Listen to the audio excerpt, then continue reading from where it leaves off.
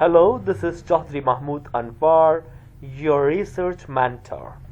Today I'm starting Qualitative Research Tutorial Series. In my first session, I will explain what is in vivo coding in qualitative research and how you can conduct it. I will explain you with the help of an example. So always remember that in vivo coding belongs to first cycle coding method.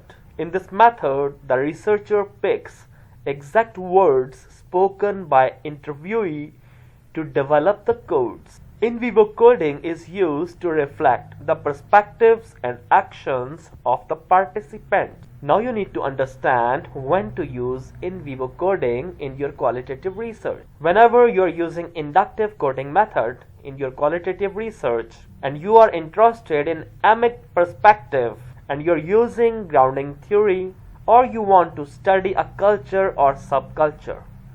In all these cases, you will use in vivo coding because you are interested to understand exactly what participants want to tell you about a culture or a subculture.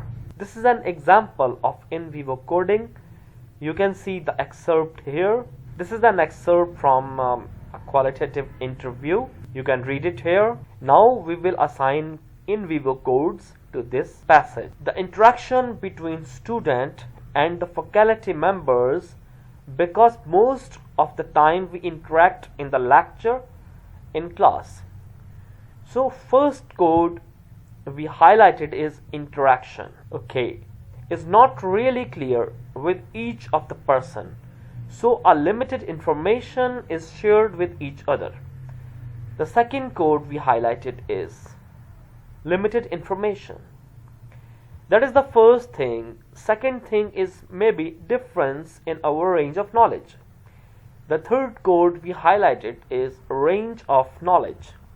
We might think that what lecturers are teaching and the knowledge they try to teach us.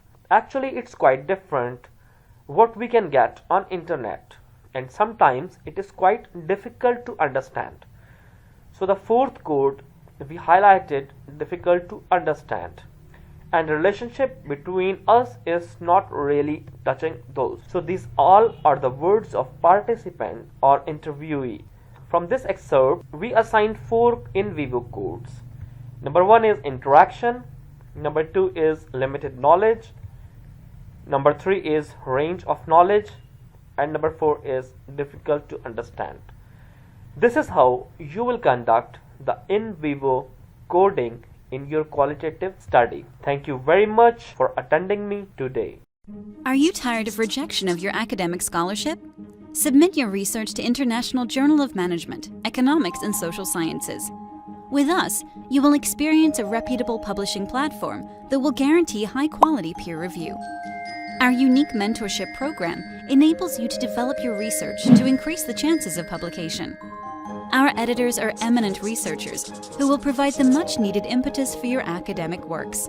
Visit www.ijmes.com and get your work published.